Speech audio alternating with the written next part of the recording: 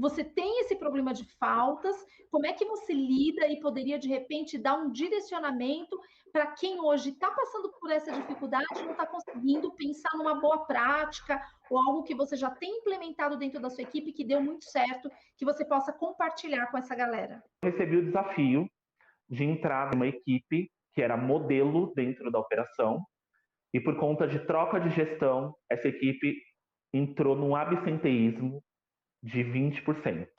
Uau! E era uma equipe que era um saque e decreto, ou seja, eu tinha que ter gente para atender em até 5 segundos, eu tinha que ter pessoas ali para fazer o processo, que era a última instância dentro de um call center. Para quem não entende, o cliente passa primeiro pela central de relacionamentos, ele vai ter o problema dele lá solucionado. Se a solução não for favorável, ele entra com saque para abrir a reclamação, protocolo, enfim. E para esse tipo de atendimento, eu preciso de operadores mais sêniores. E dentro daquela operação, eles eram mais sêniores. Porém, com uma troca de gestão necessária, entrou-se a famosa rebeldia, né? Que aí é onde o líder tem um pouco de dificuldade de lidar, porque o operador ele está entregando atestado e para o líder, às vezes, tudo bem. Se está dando trabalho, melhor que fique em casa. E para mim, enquanto líder, não é. Para eu conseguir sanar o problema, ele tem que estar lá. Eu preciso trabalhar junto com ele. E aí eu fiquei 5 meses à frente dessa equipe. E aí eu recebi ela com 20% de ABS e entreguei, passei o bastão para o outro supervisor, uma equipe com ABS de 0,75%. Que sensacional! E aí, Nice, qual foi a sacada? É isso que eu ia te perguntar, né? A Porque sacada. não é sorte. Não. A questão, às vezes, não é nem a pressão, Nice. A pressão do dia a dia, eles até entendem. Tem que bater nível de serviço, tem que bater venda, tem que bater resultado. O grande questão do call center é que, às vezes, o operador ele ainda não tem feeling e o líder não explica. A gente só se sustenta com resultado. E quando a gente fala o se sustenta, o profissional, ele é reconhecido pelo trabalho dele, pelo resultado dele, aonde ele chegou, pelos méritos. E aí eu fiz com que cada operador entendesse qual era o lugar dele ali dentro, independente da liderança. Então, eu comecei um trabalho muito visual. Então, por exemplo, o operador ele chegava, tinha um banner diferente, ele tinha um farol de processos. Você precisa estar aqui, eu preciso estar aqui para que você entenda qual é o seu lugar. E eles entenderam qual era o lugar deles e assim, eu fiquei muito feliz quando eu tive que passar o bastão, vendo o fruto do meu trabalho ali sendo reconhecido, dentro de muitos supervisores antigos que tinham ali, inclusive que eram daquela mesma operação em outra EPS, não conseguiram entregar o resultado que eu entreguei em tão pouco tempo. Até porque o meu gerente na época me deu esse desafio falando, eu preciso de resultado rápido. E as palavras dele para mim foi, pelo histórico que você tem dentro da companhia, os seus resultados são rápidos. Se o líder não conhecer o operador Nice, ele não consegue fazer o tão famoso poder de persuasão.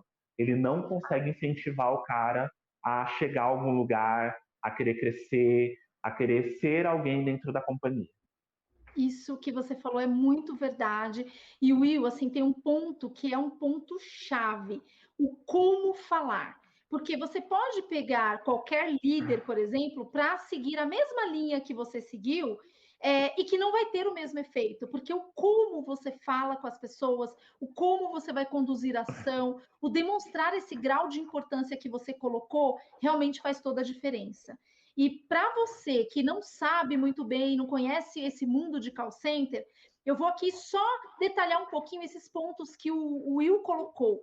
Então, o que ele fez? Ele tinha um índice de absenteísmo de 20%. E quando a gente fala em absenteísmo, nós estamos falando de faltas, de ausência das pessoas efetivamente ali trabalhando. E aí, quando a gente está falando, dependendo do modelo de contrato, existe lá uma quantidade de horas que são contratadas pelo cliente.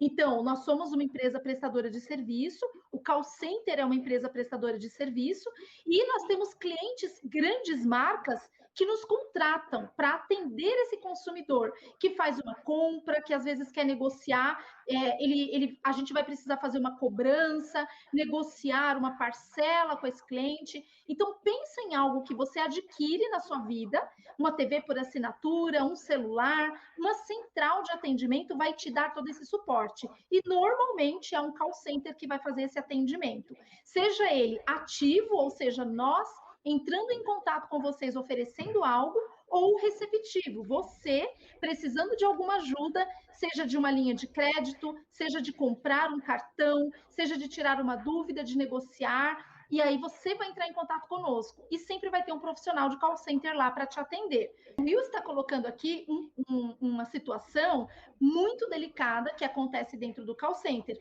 porque se eu tenho uma grande marca que contrata uma prestação de serviço e a gente tem pessoas a menos do que aquilo que foi contratado, isso gera ônus em faturamento para prestação de serviço, no caso, para o call center. Então, o nosso papel pensa no sanduíche, né? Nós, enquanto profissionais de call center, somos a salsicha desse sanduíche, porque de um lado nós temos o cliente que contrata e ele quer tudo aquilo que ele contratou, e do outro lado, nós temos a empresa, que é o call center em si, que nós somos responsáveis por gerar o faturamento. E aí tem esse ponto importante que o Will colocou aqui.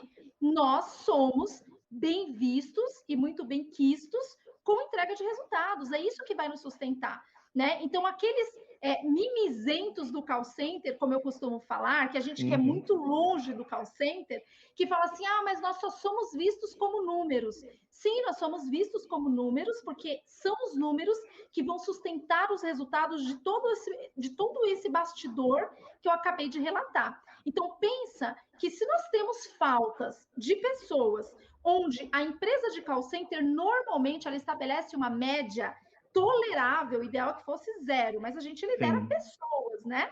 Então, estamos sujeitos, sim, a uma falta, as pessoas ficam doentes, especialmente no momento como esse que nós estamos atravessando, em plena pandemia. Vamos colocar aqui que a média do mercado é de 5% de absenteísmo, ou seja, de todas as pessoas que eu tenho contratadas, eu tolero que 5% se ausente, seja por uma questão de saúde, por uma necessidade pessoal, que pode acontecer. Então, essa tolerância, ela existe para uma eventualidade.